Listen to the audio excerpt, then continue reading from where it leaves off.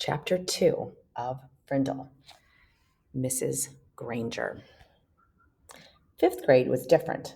That was the year to get ready for middle school. Fifth grade meant passing classes. It meant no morning recess. It meant real letter grades on your report cards. But most of all, it meant Mrs. Granger. There were about 150 kids in fifth grade, and there were 7th, 5th grade teachers. 2 math, 2 science, 2 social studies, but only 1 language arts teacher for reading, writing, and spelling.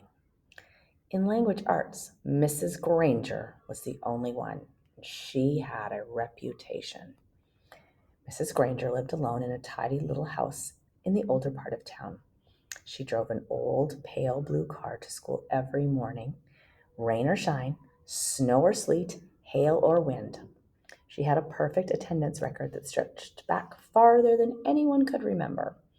Her hair was almost white, swept away from her face and back up into something like a nest on the back of her head. Unlike some of the younger teachers,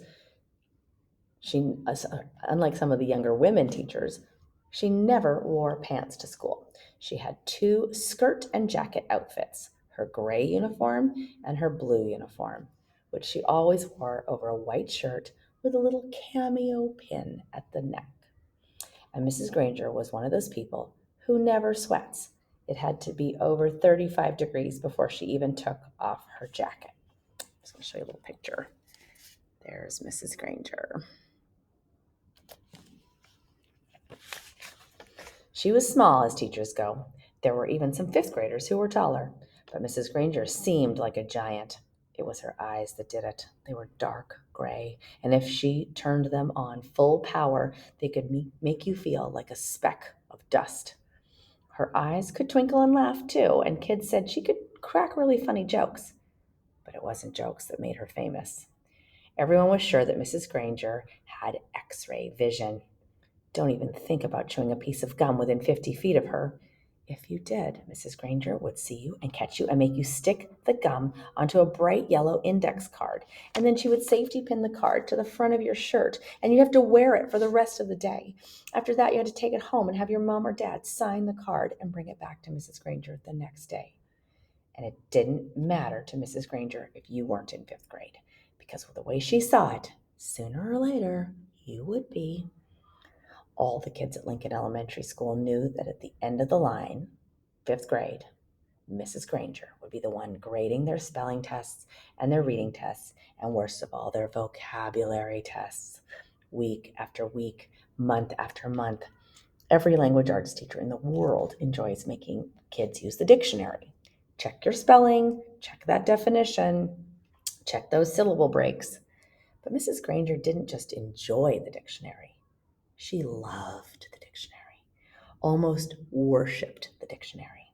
Her vocabulary list was sometimes 35 words long, sometimes longer. And if it wasn't bad enough, there was a word for the day on the board every morning. And if you gave yourself a day off and didn't write it down and look it up and learn the meaning, sooner or later, Mrs. Granger would find out. And then, just for you, there'd be 2 words of the day every day for a whole week. Mrs. Granger kept a full set of 30 dictionaries on a shelf at the back of the room. But her pride and joy was one of those huge dictionaries with every word in the universe in it, the kind of books that it takes 2 kids to carry. It sat on its own little table at the front of her classroom, sort of like at the altar of a church. See the big dictionary there? It's huge. Every graduate of Lincoln Elementary School for the past 35 years could remember standing at that table listening to Mrs. Granger's battle cry, "Look it up! That's why we have a dictionary!" Even before the school year started, when it was still summer before 5th grade for Nick and his friends, Mrs. Granger was already busy. Every parent of a new 5th grader got a letter from her. Nick's mom read part of it aloud at dinner one night in August. "Dear families, every home is expected to have a good dictionary in it so that each student can do his or her homework properly. Good spelling and good grammar and good word skills are essential for every student.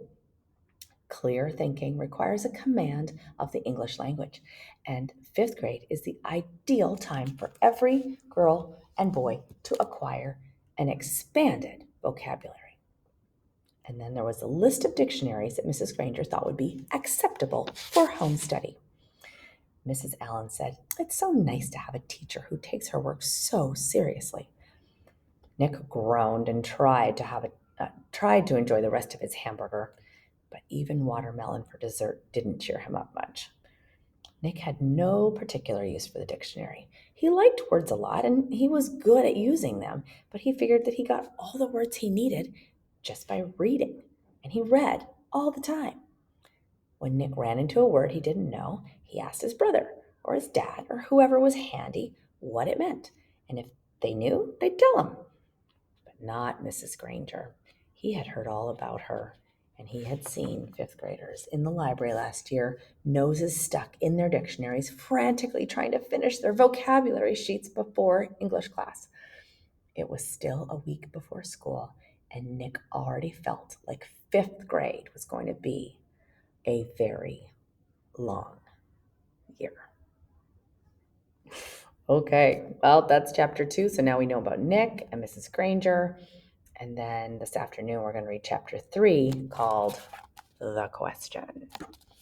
All right, Avery, I'll see you soon. Bye for now.